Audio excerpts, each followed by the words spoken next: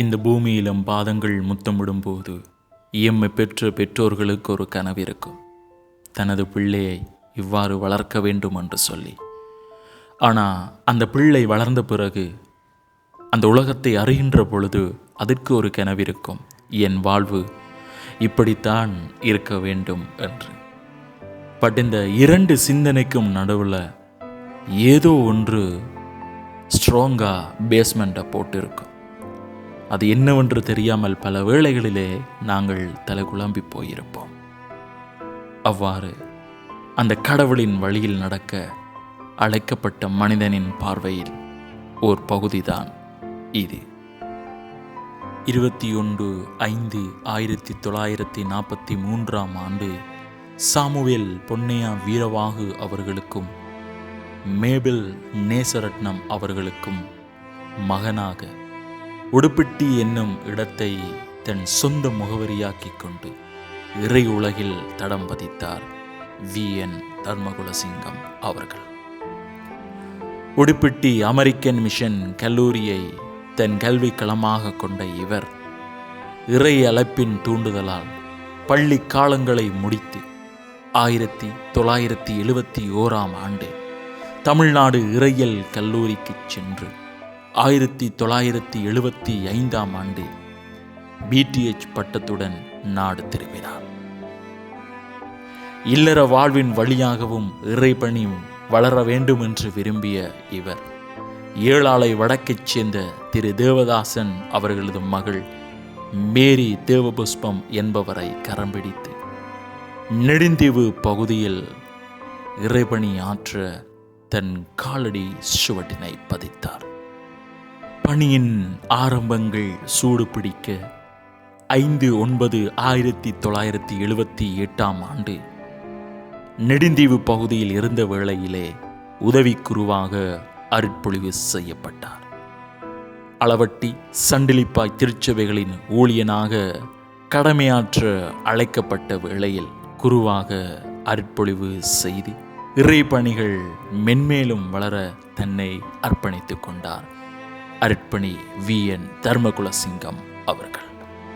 அமரர் VN Dharmakulasingam, Veerabahu Nathaniel Dharmakulasingam அவருடைய முதலாவது ஆண்டு நிறைவு நாளிலே அவரை பற்றி சில விடயங்களை பகிர்ந்து கொள்வதிலே மகிழ்ச்சி அடைகின்றேன். தர்மகுலசிங்கம் போது அவர்கள் எனக்கு 60 வருடங்களுக்கு மேலாக பரிச்சயமானவர், பழக்கமானவர். நான் அருள்கலாநிதி ஜெயநேசன் போதர் அவர்களுடன் தர்மகுலசிங்கம் போதர் ஆகிய மூவரும் ஒன்றாக இறையியல் கல்லூரியிலே ஒரே நாளிலே இணைந்தோம். ஒரே நாளிலே எங்களுடைய ஆரம்ப கல்வியை முடித்துக் கொண்டு பணிக்கு திரும்பினோம். மூவரும் 1975 மே மாதம் 1 எங்களுடைய பணிகளை யாழ்ப்பாணத்திலே ஆரம்பித்தோம். தர்மகுலசிங்கம் போதர் அவர்கள் இறையியல் கல்லூரியிலே இருந்த காலத்திலே எங்களுக்கு ஒரு நல்ல வழிகாட்டியாக, ஒரு அன்னையை போல, ஒரு தகப்பனை போல எங்கள் தேவைகளை, குறிப்பாக இலங்கையிலே இருந்து சென்ற நாங்கள் மூவரும் தான் அந்த வேளையிலே இருந்தோம், எங்களுக்கு ஒரு நல்ல வழிகாட்டியாக அவர் இருந்திருந்தார். நாங்கள் தவறான காரியங்களை செய்ய முற்படுகின்ற போதெல்லாம் எங்களை தட்டி கேட்கின்றவராக அவர் இருந்திருக்கின்றார். எங்களுக்கு நல்ல ஆலோசனைகளை கொடுக்கின்றவராகவும் அவர் இருந்திருக்கின்றார். அந்த வகையிலே அவர் எங்களுக்கு ஒரு நல்லதொரு வழிகாட்டியாக இருந்தார். பின்னர் இறையியல் கல்வியை முடித்துக் கொண்டு பணிக்கு திரும்பிய பின்பு அவருடைய துணிச்சலை பார்த்து நான் பல வேளைகளிலே வியந்திருக்கின்றேன். எங்கள் தலைமைகளுக்கு பல வேளைகளிலே நாங்கள் பயந்திருக்கின்றோம். பல வேளைகளிலே அவர்கள் செய்கின்ற தவறுகளை சுட்டிக்காட்ட தவறுவது. ஆனால் தர்மகுலசிங்கம் போதர் மிகவும் துணிச்சலாக எந்த காரியங்களையும் செய்கின்றவர். சில வேளைகளிலே அவர் தலைமை பீடத்துக்கு ஒரு அச்சுறுத்தலாக கூட இருந்திருக்கின்றார். ஏனென்றால் அவர் கேட்கின்ற கேள்விகள், அவர் சொல்கின்ற விடயங்கள் அப்படிப்பட்டவை. தான் பிடித்த விடயத்தை அதிலே மிகவும் உறுதியாக இருப்பவர். அதனை அவர் ஒரு நம்பிக்கையை வைத்துக் கொண்டால் அதனை யாருமே அவரிடமிருந்து மாற்ற முடியாது.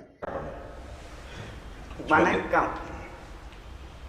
நெடுந்தீவு சபையிலே நாங்கள் இருக்கும் பொழுது போக்குவரத்துகள் அது கொஞ்சம் கஷ்டமாக இருந்தது.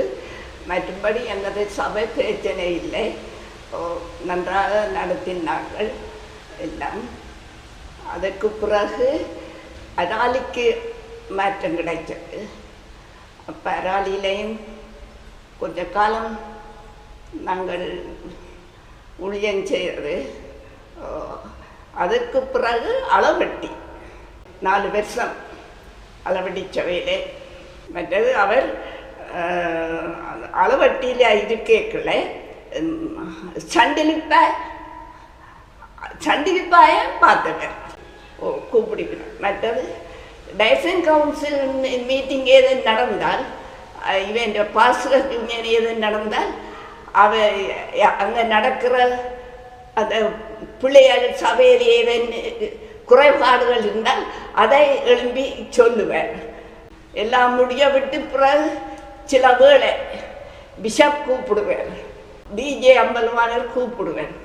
கூப்பிட்டு ஏதாவது சொல்லுவேன். அது அப்படி சொல்லி இருக்கக்கூடாது, எழும்பி எனக்கு நேரம் வந்து சொல்ல வேணும் இதுகளை என்று சொல்லி ஒருக்கா டிஜே சொன்னவர்.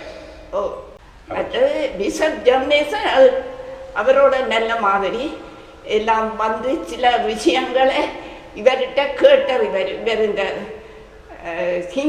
இந்து சமயத்தில் இவர் டிப்ளமா அப்படி எடுத்து செய்தவர் மதுரையில் அரசரையில். அப்போ செய்யக்கல சில விஷயங்களை பிஷப் ஜெர்னேசன் வந்து கேட்பேன். வந்து கேட்பேன், இப்படி இப்படி இருக்கு என்ன மாதிரியே இது என்று சொல்லி அதை கேட்பேன். என்னை அழைத்தவர் உள்ளவர் എന്നൊരു പുസ്തകം. മറ്റേത് എന്താ പൊതുവെ പുസ്തകങ്ങൾ അവ കേൾപ്പിനമല്ലോ. ഇവ மிஷனை ஏதாவது அடிக்கல போதர்மார்கிட்ட கேட்கறது தானே என்னென்னு அதுக்கு கொடுப்பேன். அருட்பணிகள் கண்ணியமாக பார்க்கப்பட்ட அன்றைய காலங்களில் சிறந்த அருட்பணியாளராக பல இடங்களில் தன் பணிகளை சிறப்புற செய்து முடித்தார்.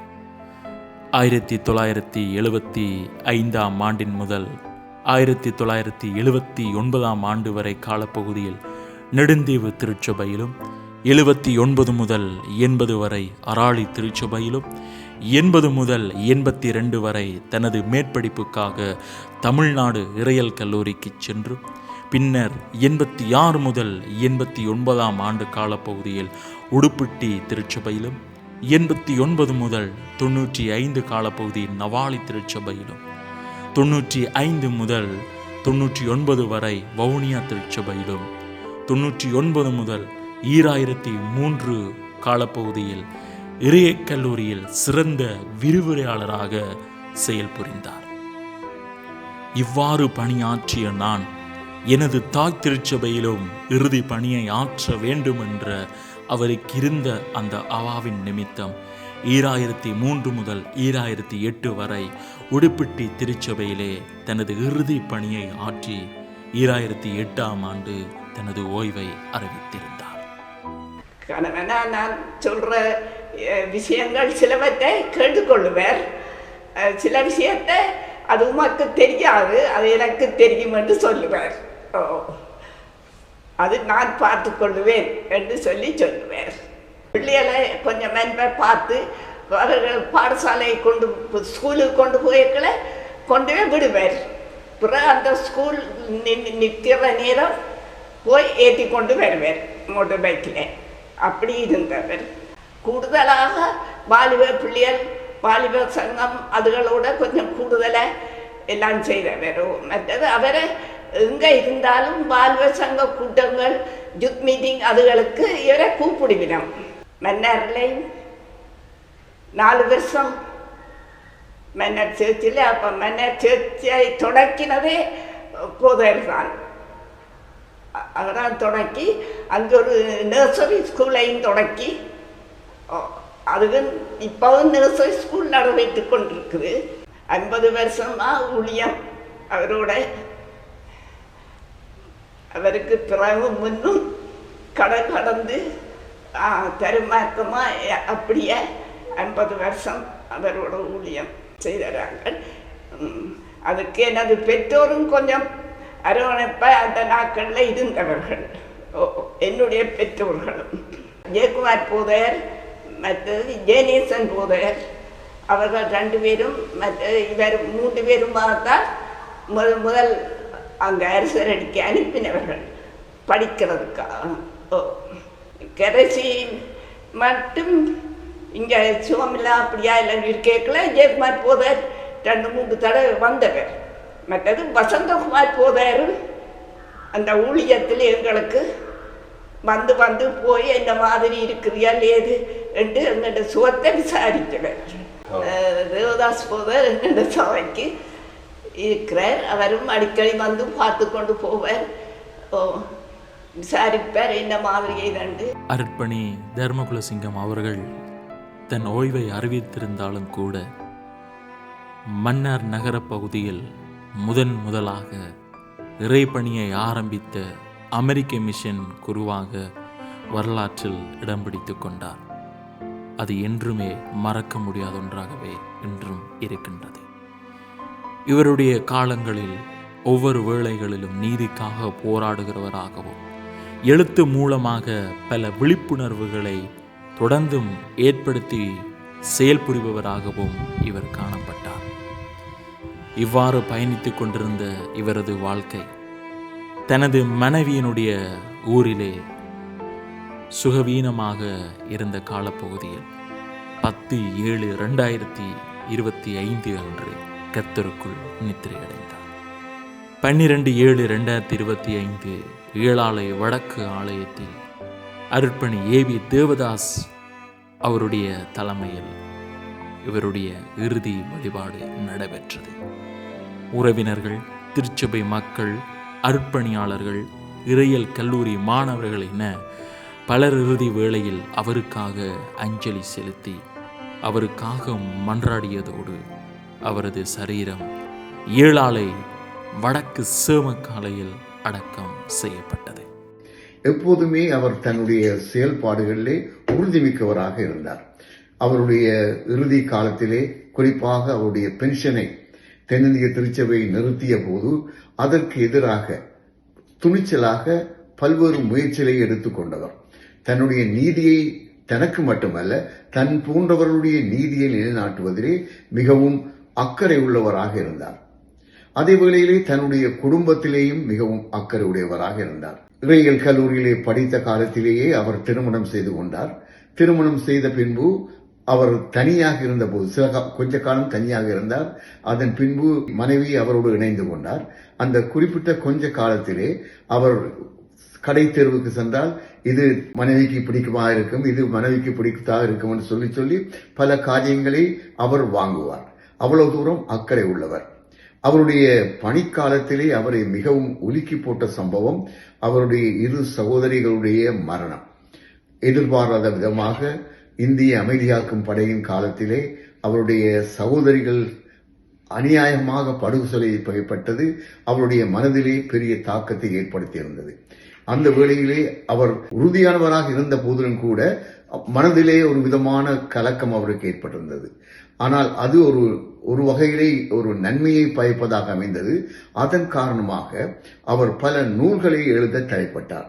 குறிப்பாக ஆண்டவருடைய கிருபை, ஆண்டவருடைய மன்னிப்பு அவைகளை வைத்துக் கொண்டு பல நூல்களை எழுதினார். அப்படிப்பட்ட ஒரு தலைவர் இப்போது எங்களிடம் இல்லை. எதற்கும் குரல் கொடுக்கக்கூடியவர், துணிச்சலாக பேசக்கூடியவர் எங்களிடம் இல்லை என்பது எங்களுக்கு மன வருத்தம். ஆண்டவர் தாமே அவருக்கு தேவையான நித்திய இளைப்பாறுதலையும் அதே வேளையிலே மனைவி பிள்ளைகளுக்கும் தேவையான ஆறுதலையும் வழங்குவாராக. ஆமென். இவ்வாறானவர்களுடைய வாழ்க்கை எமக்கு கற்றுத்தருவது ஒன்றுதான். பிறக்கும்போது எம்மை குறித்து எமக்கும் எம்மை பெற்றோருக்கும் ஒரு தரிசனம் இருக்கலாம், அது தவறல்ல. ஆனால் நம்மை படைத்த கடவுளின் சித்தத்தை அறிந்து பயணிப்போம் என்றால் வாழ்கிற காலம் மட்டுமல்ல, நாம் மரணித்தால் கூட அவரது நாமத்தை மகிமையோடு உயர்த்துகிறவர்களாக இருப்போம் என்பதில் எவ்வித ஐயமும்